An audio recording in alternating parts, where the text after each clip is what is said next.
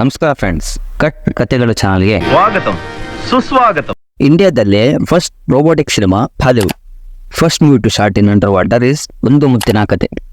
ಪ್ರಪಂಚದಲ್ಲೇ ಅತಿ ಹೆಚ್ಚು ಸಾರಿ ರಿಲೀಸ್ ಆದ ಸಿನಿಮಾ Om, directed by Upendra.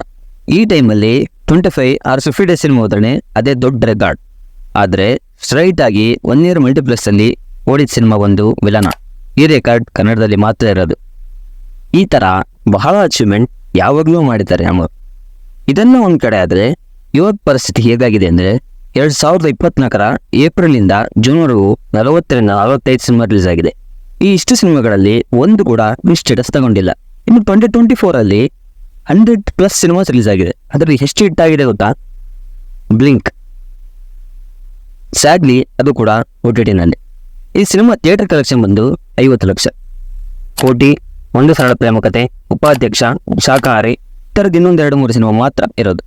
2024 100 cinema release ಆದರೆ ಅದರ 10 ಕೂಡ ಹಿಟ್ ಸಿನಿಮಾ ಇಲ್ಲ. I am not talking negative on my own industry. ಇವಾಗ ಎಲ್ಲೋ ಸ್ಯಾಂಡಲ್ವುಡ್ ಅವರು ತಗ್ದಿದೆಯೇನೋ ಅನಿಸ್ತಿದೆ ಅಷ್ಟೇ. ನಮ್ಮಲ್ಲಿ ಎಷ್ಟೋ ಜನ ನಾವು ಕೂಡ KGF, ಕಾಂತಾರ ಥರ ಸಿನಿಮಾ ಮಾಡೋಣ ಅಂತಲೇ ಬರ್ತಾರೆ. ಆದರೆ ಆಗೋದು ಕಬ್ಸನ್. ಈ ಸಿನಿಮಾ ಟೀಸರಿಂದ ಬಂದಿದ್ದ ಹೈಪ್ ಬೇರೆ ಥರನೇ ಕ್ರೈಮ್ ಸ್ಟೋರಿ ಅನ್ಕೊಂಡ್ರೆ ನಮ್ಮ ನೋಲನ್ ಚಂದ್ರಣ್ಣ ಮಾಡಿದ್ದು cheap copy of KGF. Newcomers ಯಾರು ಬರ್ತಿಲ್ಲ ನಮ್ಮ ಇಂಡಸ್ಟ್ರಿಯಲ್ಲಿ. ಅವ್ರಿಗೆ ದಾರಿನೇ ಇಲ್ಲ, ಹೆಂಗೆ ಬರಬೇಕು, ಏನು ಮಾಡಬೇಕು, ಒಂದೇ ಒಂದು ದಾರಿ. ನಮ್ಮಲ್ಲೂ ಕೂಡ ಒಳ್ಳೊಳ್ಳೆ ಪ್ರೊಡಕ್ಷನ್ ಹೌಸಸ್ ಇದೆ, ಲೈಕ್ KRG ಸ್ಟುಡಿಯೋಸ್, ಮುಂಬಡ ಫಿಲಮ್, ಪರ್ಮುವ, KN ಪ್ರೊಡಕ್ಷನ್ಸ್ ಅಂತ. ಆದರೆ ಮೇಜರ್ ಆಗಿ ನಮ್ಮಲ್ಲಿ ಸಿನಿಮಾ ಮೇಲೆ ಟೇಸ್ಟೇ ಇಲ್ದಿರೋ ಪ್ರೊಡ್ಯೂಸರ್ಸ್, ಅಂದರೆ ಅವರು ಸಿನಿಮಾ ಮೇಲೆ ಪ್ಯಾಷನಿಂದ ಸಿನಿಮಾ ಪ್ರೊಡ್ಯೂಸ್ ಮಾಡೋಕೆ ಬಂದಿರೋಲ್ಲ. They are like real estate builders, ದುಡ್ಡಿರೋರು.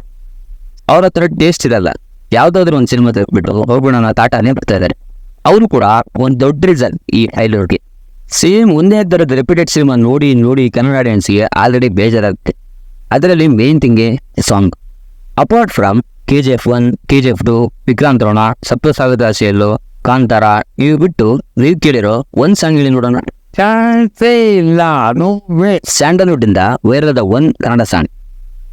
ತುಂಬ ಯೋಚನೆ ಮಾಡಿ, ಸಿಗ್ಬೋದು 1-2. ನಾನು ನಂಬೋದು an actor can bring his fans to theaters, but great music will bring the audience to theaters. ಆ ಥರದ ಸಾಂಗ್ಸ್ ಕೂಡ ಬರ್ತಲ್ಲ ಈ ಮಧ್ಯೆ. ದೊಡ್ಡ ಹೀರೋಸ್ ಕೂಡ ಇಯರ್ಗೆ ಒಬ್ಬೊಬ್ಬರು ಬಂದು ಹೋಗ್ಬಿಡ್ಬೇಕು, ಆದರೆ 2-3 ವರ್ಷಕ್ಕೆ ಗ್ಯಾಪ್ ತಗೋತಿದ್ದಾರೆ. ಇವೆಲ್ಲ ಆ್ಯಕ್ಚುಲ್ ಆಗಿ ಮೇನ್ ರೀಸನ್ ಸ್ಯಾಂಡಲ್ವುಡ್ ಲೋ ಫೇಸಲ್ಲಿರೋಕೆ. ನನ್ನ ಮೆಸೇಜ್ ಇಷ್ಟೇ, ಸ್ಯಾಂಡಲ್ವುಡ್ ಲೋ ಫೇಸಲ್ಲಿದೆ, ಆದರೆ ಇಟ್ಸ್ ನಾಟ್ ಡೈಯಿಂಗ್ ಅಷ್ಟೇ. ವಿಡಿಯೋ ಇಷ್ಟ ಆಗಲಿದ್ರೆ ಲೈಕ್ ಮಾಡಿ, ವಿಡಿಯೋ ಇಷ್ಟ ಆದರೆ ಡಿಸ್ಲೈಕ್ ಮಾಡಿ. ನಾನು ಎಷ್ಟೇ ಕನ್ಫ್ಯೂಸ್ ಮಾಡಿದ್ರು ಕನ್ಫ್ಯೂಸ್ ಆಗದೇ ಸಬ್ಸ್ಕ್ರೈಬ್ ಮಾಡಿ. ನಿಮ್ಗೆ ಏನು ಅನ್ಸುತ್ತೋ ಅದನ್ನ ಕಮೆಂಟ್ ಬಾಕ್ಸಲ್ಲಿ ತಿಳಿಸಿ.